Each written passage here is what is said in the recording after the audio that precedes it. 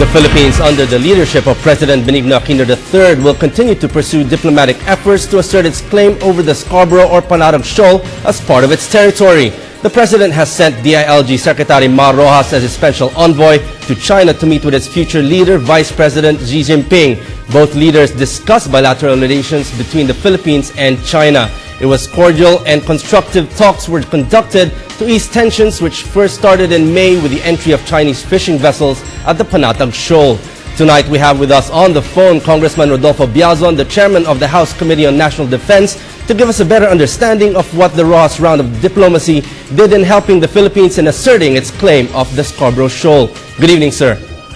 Good evening, Robert.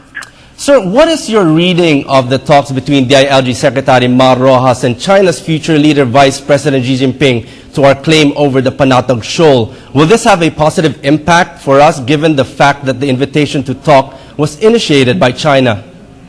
Definitely, it's going to help.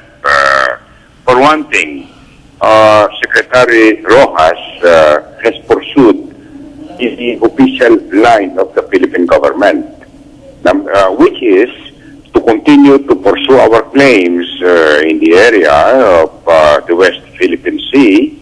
And second, this claim will be pursued through peaceful means. That is exactly what even Secretary Del Rosario had been initiating with us in different hearings. And I think it augurs well for the Philippines that the special envoy, I would not like to call it as a backdoor channel, but it's a special envoy's effort, Secretary Mar Rojas, and I would like to congratulate him for this. And the official channel, which is through the Department of Foreign Affairs, are now running parallel.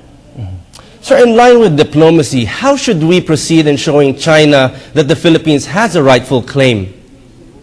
Well, the first thing is for us to continue to campaign with the 152 or so country signatories of the United Nations Convention on the Law of the Sea. Because there is no other resolution of the issue, final resolution of the issue, other than pursuing it under the United Nations Convention on the Law of the Sea, simply because this is the international law that will prevail over these disputes. And second, the international law favor our position. It is very clear, sir, that diplomacy is the best option to push our claim. That is correct. There is no other way than the diplomacy, and that is true. Pursuing our claims under the international law, and that is the UNCLOS. And as I say again, the provisions of the UNCLOS is in our favor. That is the reason why when I authored the baseline law of this country, which is the one that was adopted by both houses of Congress through a bicameral, I saw to it that my version would be compliant with the provisions of the United Nations Convention on the Law of the Sea. So with regards to the United States, in recent months it has expressed its concern on the actions of China. Will this American card matter in diffusing tensions or not? Well, the United Nations or the United States position on this has reference to the rivalry between the superpowers, the two superpowers. Our claim as far as this rivalry is concerned is only one aspect of that rivalry.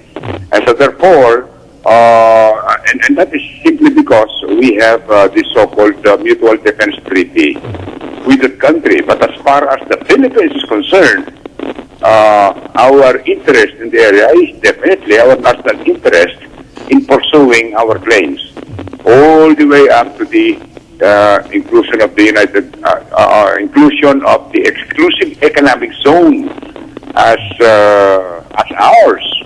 And that's the reason why I continue to recommend that we show our flag there, not by just, as some people are saying, build Pag-asa as a tourist destination, but more importantly, I think if we can show our flag through the presence of our fishermen in the area. Sir, aside from the U.S., who do you think can be also on our side from other claimant countries in the Spratlys, or do you think we should do this on our own? Well, I think that, no, we cannot do this on our own, no? I think that, for example, Japan could very well be encouraged to join us, because Japan is also interested in the stability of this channel. Second, maybe South Korea, that also has conflict with China on the same similar issue, and then maybe Russia.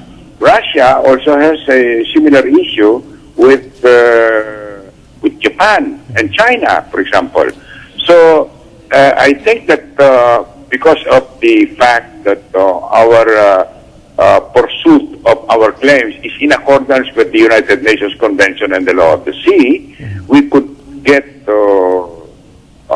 support from other countries, because 40% of trade and commerce passes through this channel. Yeah. And so therefore there are a lot of countries that are interested in ensuring that the control of this channel is in accordance with international law. Yes, actually, sir, looking in the realm of economic relations, we see that China is emerging as a major trading partner. Exports from the Philippines is increasing. Chinese tourists visiting the country is on the rise. How should our economic engagement with China deter or diffuse tensions, and look at the possibility of making it as a stage for resolving the agreement? That is the reason why I think it is important for us to get good relations with China, as Secretary Rojas pursued, no? Unfortunately, I am sad to hear that the issue of North Rail, because I had been trying to get this North Rail to be clarified, no? Simply because $503 million had been borrowed by this by our country, and I understand they seem to have backed out from the contract, simply because maybe it's important for us to remember that even our Supreme Court has issued a ruling that the contract had been anomalous.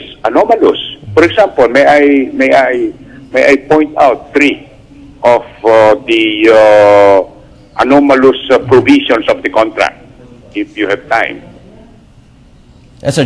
Just briefly, sir, if you may. Yeah, briefly. One, when we borrowed $503 million, the loan agreement could only be perfected if we had a perfected contract with a Chinese construction company. Ang ibig sabihin nun, pahihiramin lang tayo kung yung Chinese construction ang gagawa. Ano? That to me is already anomalous. Number one, kung merong dispute between the Philippine government and the Chinese construction company, the case will be elevated to the Chinese court under Chinese law. Okay, and sir, I hope we... one sir. is if we lose that litigation, we agreed that China may confiscate any property of the of the Philippines anywhere in the world. Okay, sir, I wish we had more time, but on that note, thank you very much, sir, for joining us tonight. That was Congressman Rodolfo Biazon, Chairman of the House of Committee on National Defense. Thank you, sir. Thank you.